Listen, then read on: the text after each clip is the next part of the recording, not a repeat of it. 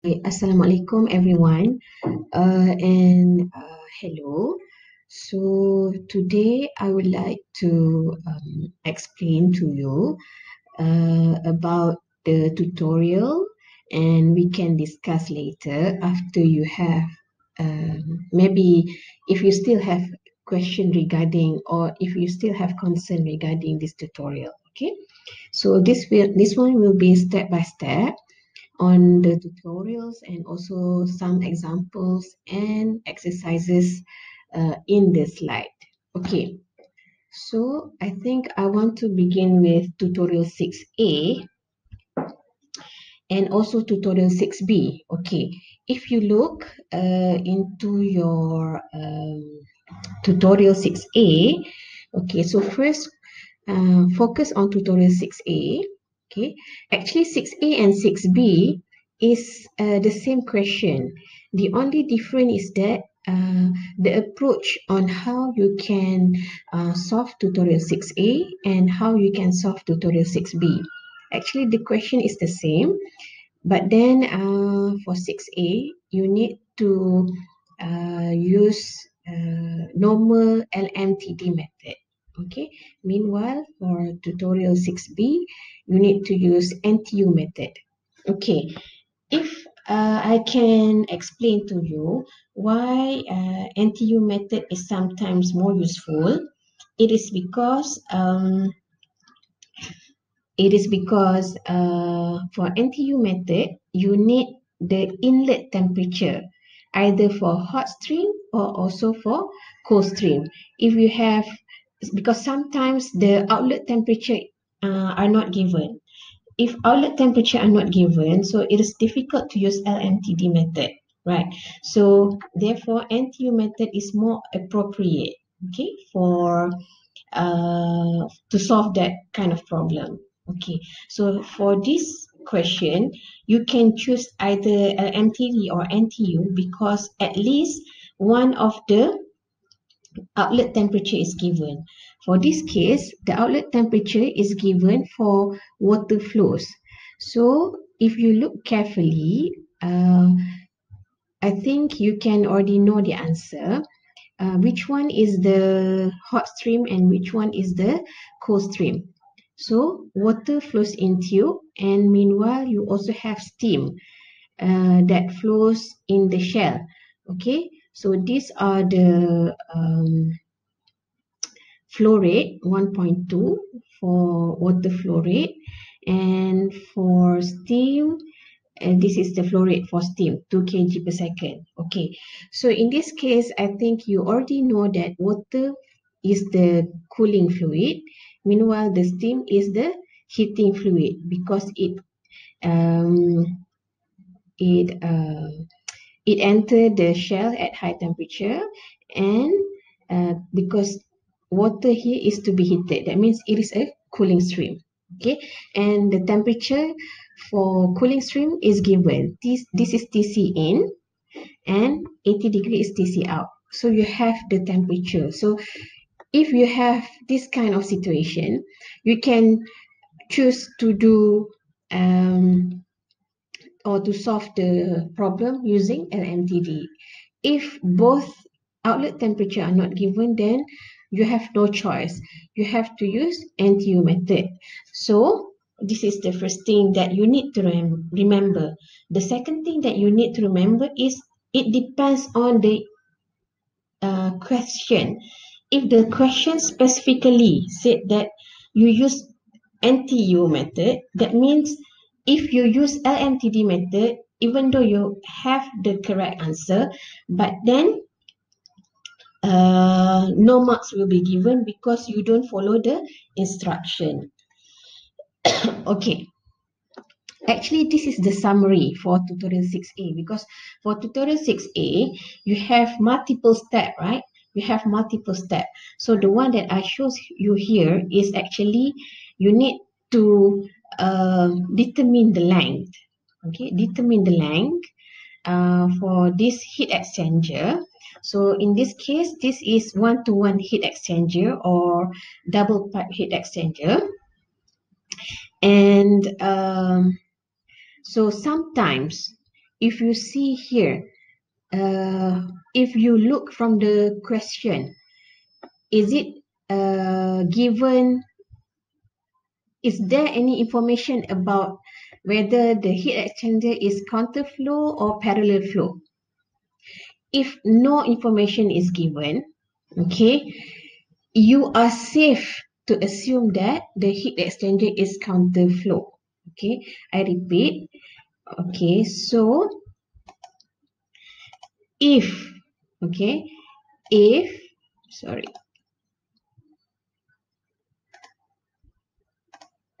if no information,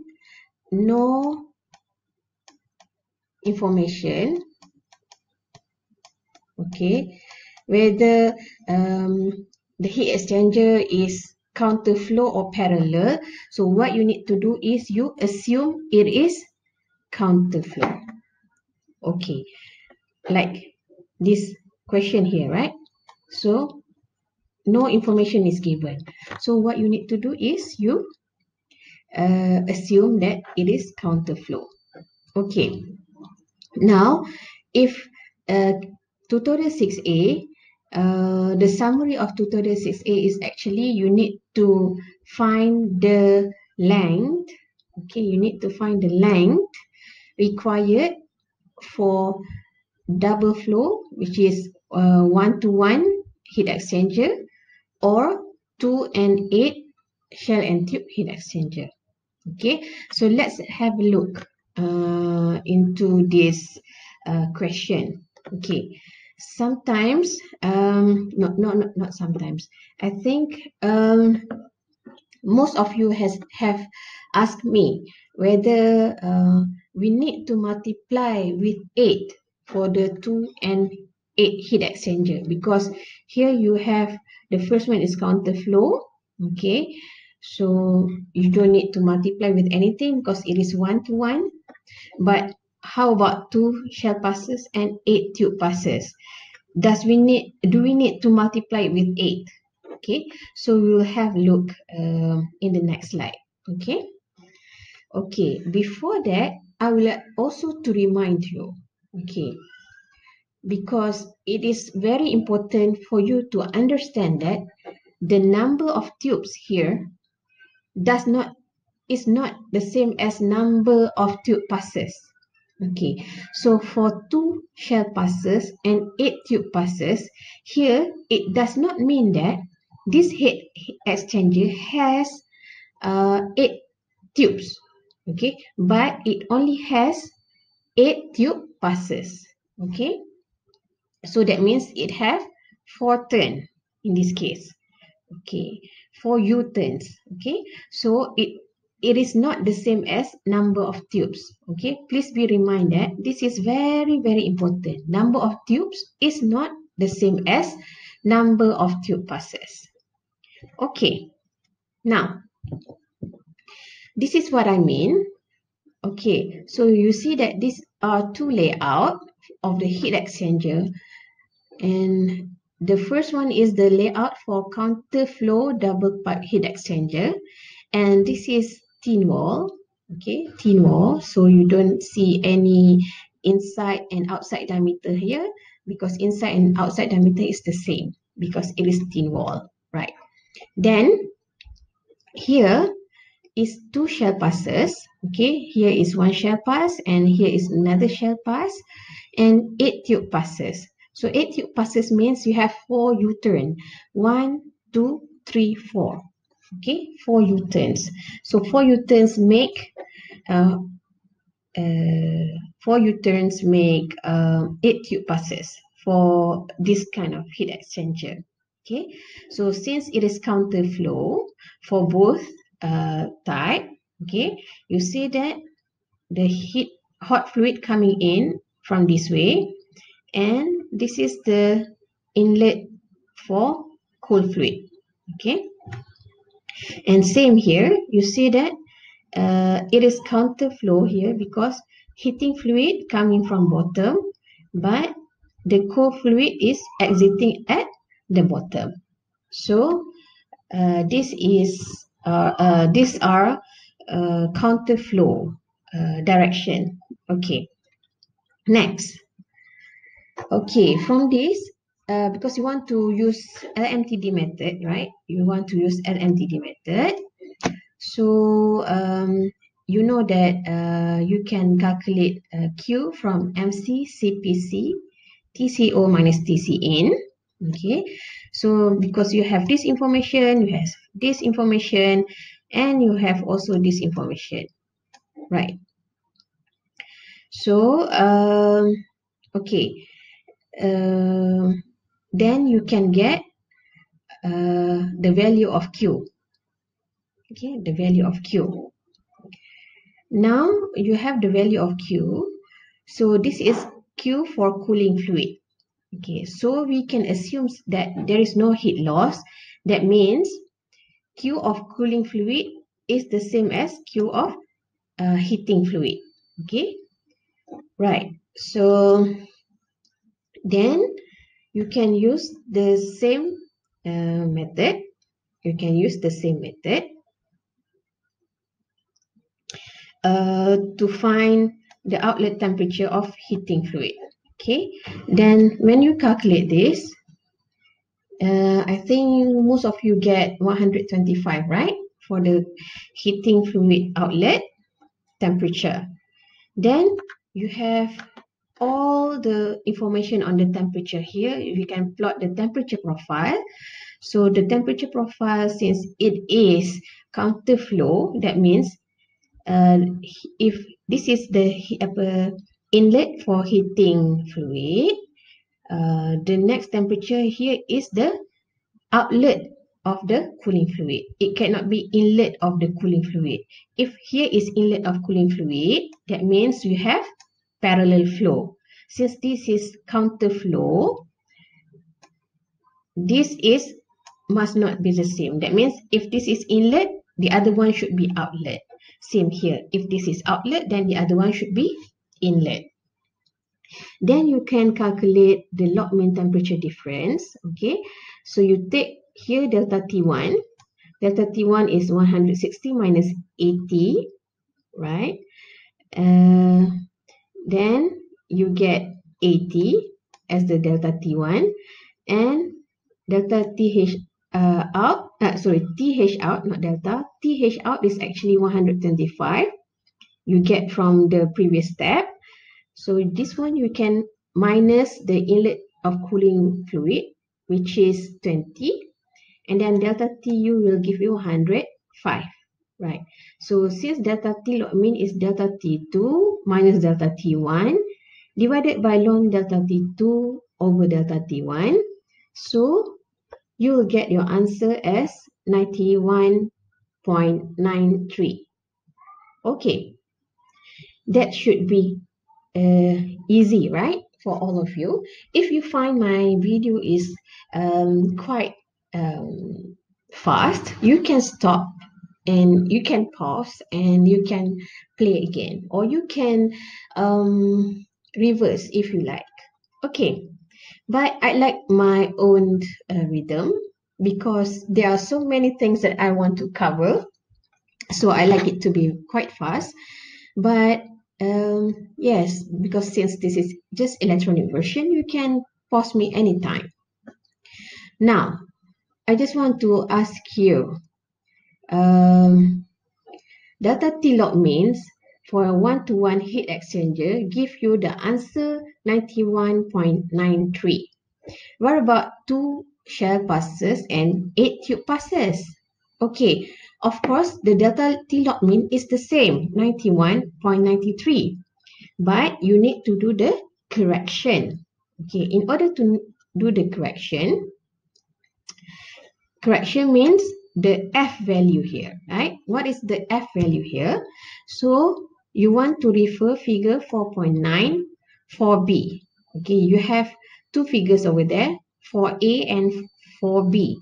So the difference is that for 4A, you use for heat exchanger with one shell pass only. That means any heat exchanger with one shell pass, for instance, 1, 2, 1, 4, 1, 8, 1, 12, and etc. But if you have two shell passes, okay, because here is two shell passes, then you can use figure 4.9 for the B. Okay, B is for any heat exchanger with two shell passes. That means 2,4, 2,8, 2,12, 2,16, and so on and so forth. Okay, from there, you need to calculate the Z and the Y value. Okay, actually, some literature use Z is R, but it is the same thing. It is also THI minus TH out divided by TCO minus TC in. Okay, and the Y value, and sometimes the some literature or some reference they use P, but it is the same thing. Okay, so if you find the Z and Y value, okay, the Z value is 0.58 and the Y value is 0.43. So I know that it is not intercept, it is slightly out of the range. But then we can still assume that the value of correction factor is about 1. Now, if you have the value of correction is about 1, that means the delta T log mean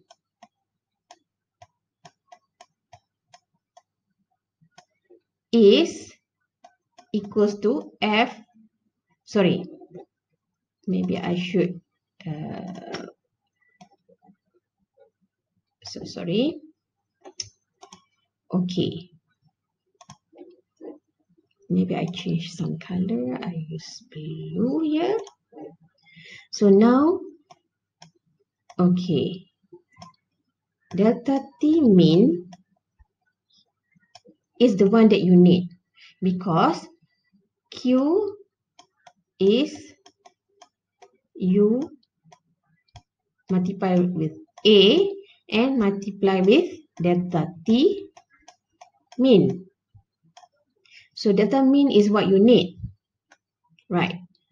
And delta T log mean is what you calculate. Okay, and for this case, you have the value of delta T log mean. And the delta T log mean is actually the same for 1 to 1 and also 2 to 8 heat exchanger. But in this case, I don't know whether it is coincidence or not. Okay, the value of correction factor is 1. So that means delta T log mean here is actually the correction factor multiplied with the delta T log mean. So since the correction factor is 1 here, so that means 2,8 heat exchanger also has delta T mean of 91.93. Okay, so both layout has the same delta T mean. Okay, so I hope so far you understand about this. Okay, then we can go to next. Right, so now you see that, hi, now you see that this is the equation which I showed you just now. Okay, because the correction factor F multiply with the delta T log mean give you delta T mean. Okay, then you can calculate the area. Right, you can calculate the area. So from this calculation, the area you get is 5.1 meter squared. You get the area of 5.1 meter squared. Now, clearly from here, when you know the area, you can calculate the length. Okay, the length is using A equals to pi dl, you get the area is 108 meter. Now, 108 meter is for double pipe heat exchanger. Is it the same for 28 heat exchanger? Is the length we need to multiply with 8? What do you think? The answer is not, because, okay, is it necessary to multiply the answer L with 8? It is not, because the answer here represents the total length already. Okay, even though that it is not specified in the question, the answer here is actually represent the total length. Okay, so clearly the answer is no.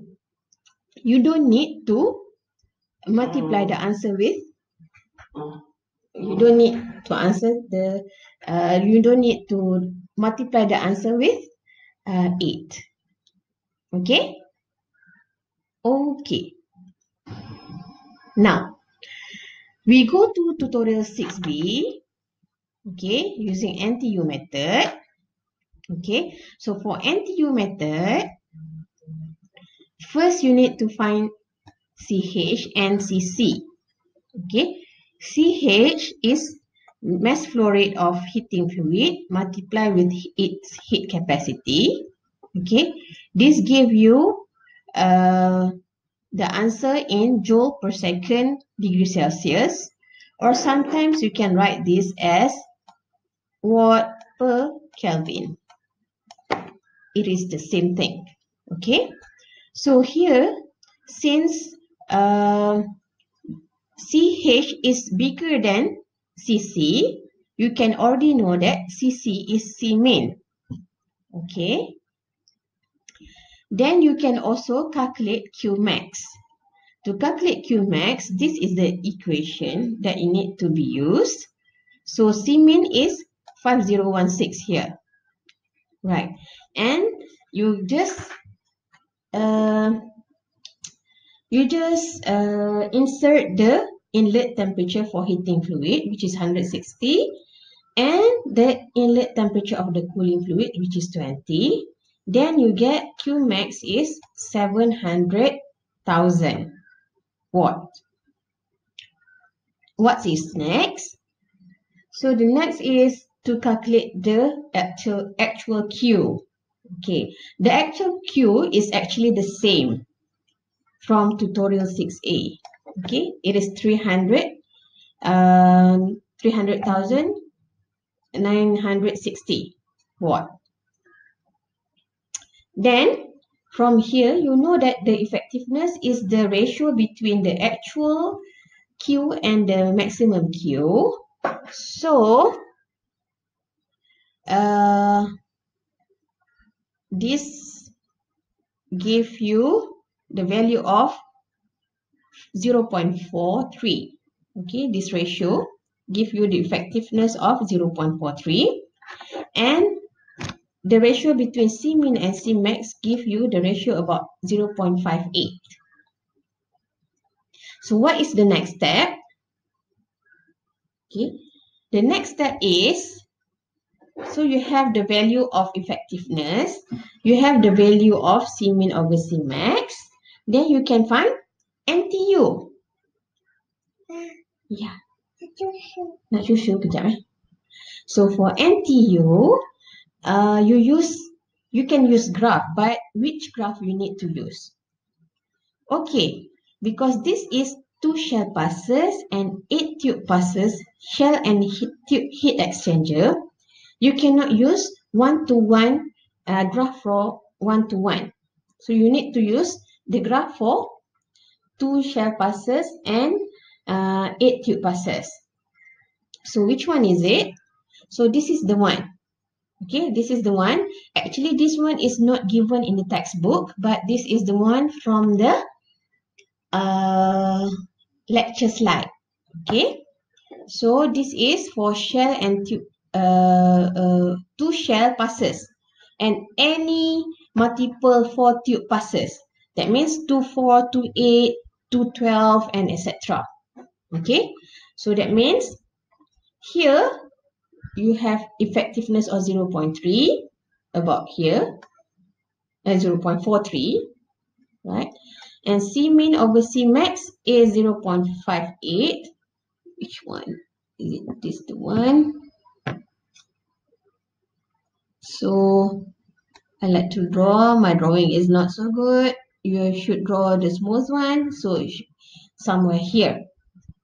So if you interpolate here, you get about 0.65. Okay, so NTU is 0.65 for this 2 and 8 tube heat exchanger. Okay, surprisingly, please have a look. Okay, if you want to use one-to-one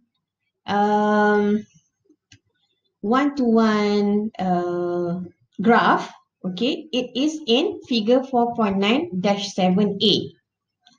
Surprisingly, the value is also 0.65.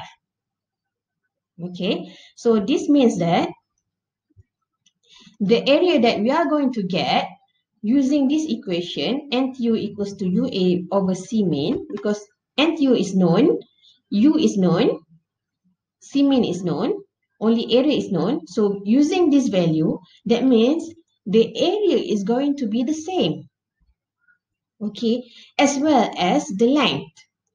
This proves that the length that we use or we search, the length that we are looking for here is actually the total length of the heat exchanger, even though it is not specified in the question. Okay, so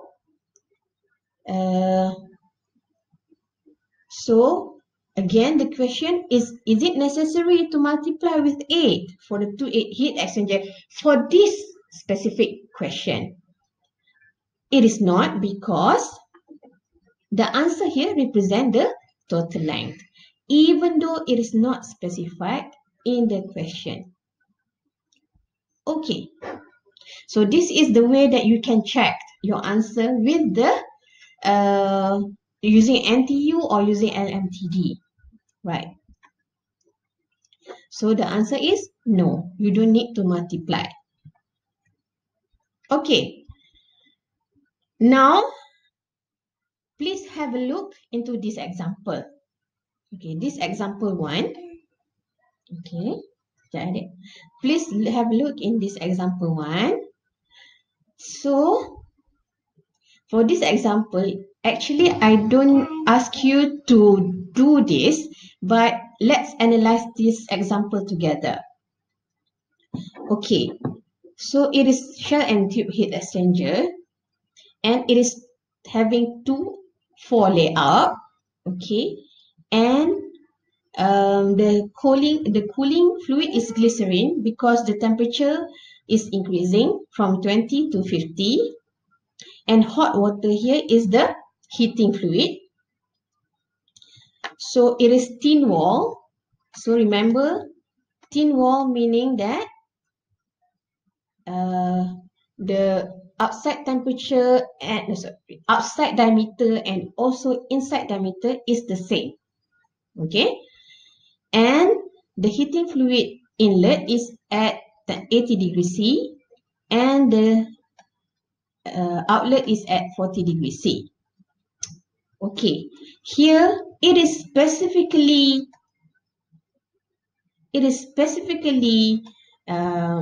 given that the total length of the tube is 60. Okay, the total length of the tube is 60. Okay, then the convection heat transfer coefficient is 25 on the glycerin side, and I missed the convection on the tube side. Okay, I will give you later on what is the glycerin, what is the this is HS, okay, and HT. Okay, I will provide you later the value of HT.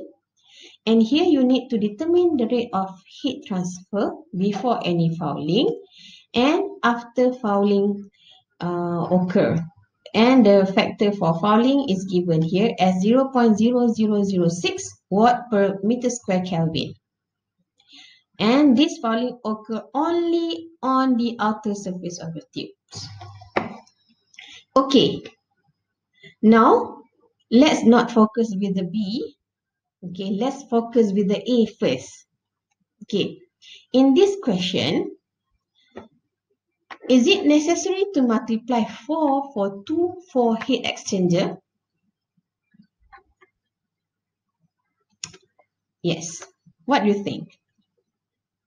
Okay, because here it is given total length is 60 meter. And it is clearly specified in the question. So that means the answer is no. Right. Okay, next. This is example 2. Okay, the next, this one, just now is the example 1. This is example 2. Actually, example 2 is taken from video 37 of Professor Joshua on minute 19. Okay, please go through this question first, or please go through this question first before I continue this video in the next part 2 video of our tutorial.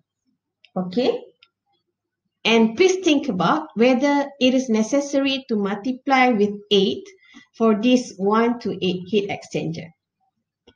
Okay, so I'll continue later.